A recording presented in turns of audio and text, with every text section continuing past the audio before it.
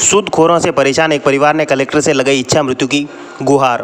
राजसमंद जिले के आमेट निवासी एक परिवार ने जिला कलेक्टर से इच्छा मृत्यु की गुहार लगाई है। पीड़ित परिवार के 7 सदस्यों ने सूदखोरों पर प्रताड़ित करने, परिवार की महिलाओं को जबरन अपने साथ ले जाने की धमकी देने और पैतृक मकान अपने नाम करवाने के लिए दबाव बनाने का आरोप लगाया है। पीड़ित पक्ष ने इस मामले में आमेट थाने में रिपोर्ट दी, पर वहां पर कोई कार्रवाई नहीं हुई। हालांकि पीड़ित परिवार की गुहार सुनकर जिला कलेक्टर ने जल्द कार्रवाई का आश्वासन दिया है।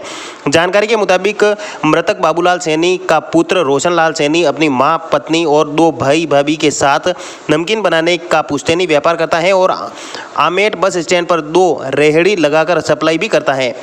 पीड़ित रोशनलाल ने बचत के लिए आमेट में संचालित वीसी में सदस्य बनना स्वीकार किया और अपनी मेहनत की कमाई वहां जमा करने लगा।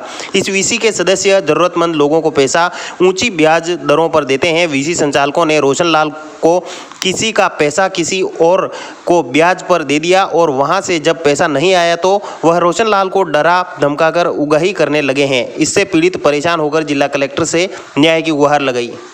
मेरा देवर रोशन सैनी वो निर्दोष है और ये लोग मतलब इन्होंने क्या कर, वो मतलब पैसे मांगने आ रहे तो बोल रहे पैसे नहीं दोगे ना तो बोला हम हमारी मतलब लुगाई रहना पड़ेगा तुमको वाले और पुलिस आमेट छोड़ दो और हम तुमको मतलब पैसे नहीं दोगे ना तो हम तुम्हारी लुगाई बना के रखेंगे तुमको।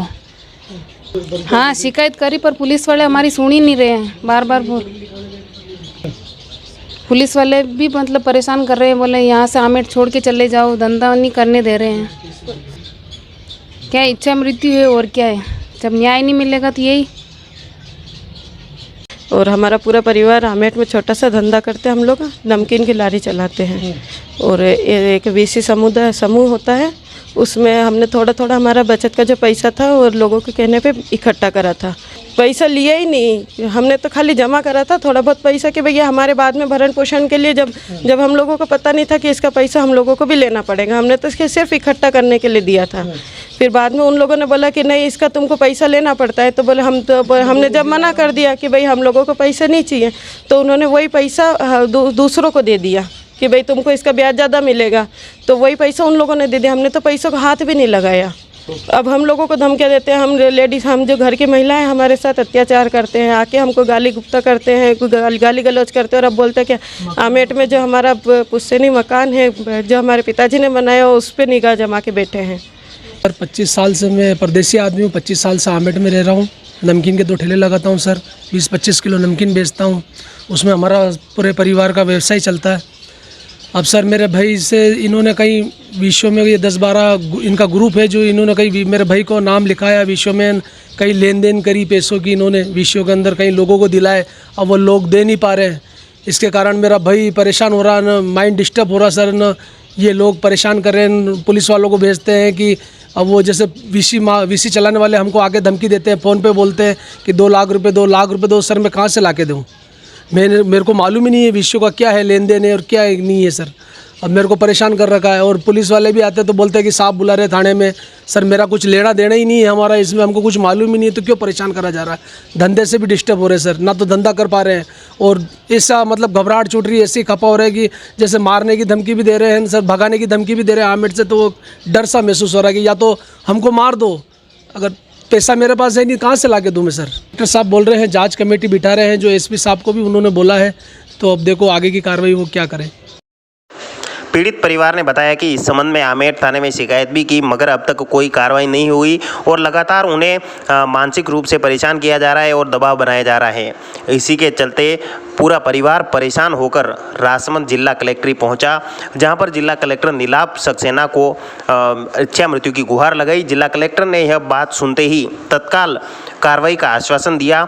बताया कि पीड़ित परिवार लंबे समय से परेशान है और लगातार दबाव के चलते मानसिक रूप से काफ़ी परेशान हो गए हैं, तो इसीलिए कलेक्टर से गुहार लगाई।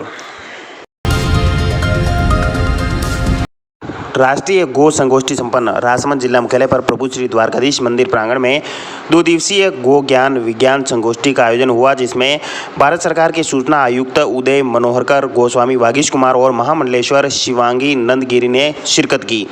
संगोष्ठी का उद्देश्य गाय का संरक्षण, संवर्धन और गाय को आत्मनिर्भर बनाना है। साथ ही गाय के गोबर से विभिन्न उत्पाद बनाने और उनके व्यवहारीकरण पर संगोष्ठी में चर्चा की गई। इसमें देश भर के कई गोभक्त और गायों के लिए काम करने वाले विभिन्न समाज सेवियों ने शिरकत की।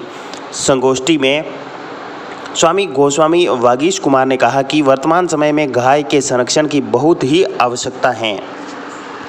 आज विश्व पटल पर प्रभु द्वारिकाधीश का नाम लेते हुए गर्व का अनुभव कर रहा हूं और आप सब गौ भक्तों को यहां देखकर मेरा रोम रोम आज प्रसन्न हो रहा है कि कृष्ण के लिए तो द्वारिकाधीश यहां पर विराजमान है, पर कृष्ण की प्रिय ऐसी गौ माता के लिए आप सब यहां विराजमान हुए हैं। मैं आप सबको भी अच्छे संत से नीचे की कोई स्थान देना नहीं चाहूंगा। विशेष रूप से आज इस संस्था के द्वारा बड़ौदा में भी पूज्य पितृचरण का सम्मान किया गया और आपको आश्चर्य होगा कि जब से वो भारत भूषण जी के संग राजकोट के एग्जीबिशन में जाके आया, उसने अपने पूरे घर का रंग जो है वो गाय के गोबर से बने हुए रंग को पूरे उसने अपने कमरे में और सब करवाया। उन्होंने कहा कि भगवान कृष्ण के समय में गाय आत्मनिर्भर हुआ करती थी। उनके दूध, दही, माखन और अन्य उत्पादों से सभी का भरण पोषण हुआ करता था, लेकिन आज के समय में ज़रूरत है फिर से गायों को आत्मनिर्भर बनाने की। इस संगोष्ठी में देश भर के कई लोगों ने शिरकत की।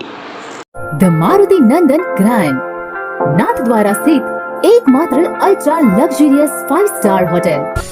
राजसमंद जिले की एकमात्र 5 star hotel the Maruti Nandan grand में भोजन की स्वादिष्ट थाली अब सिर्फ 290 रुपए में। श्रीनाथ जी की नगरी नाथद्वारा में इस सुनहरे अवसर का आनंद अवश्य उठाएं।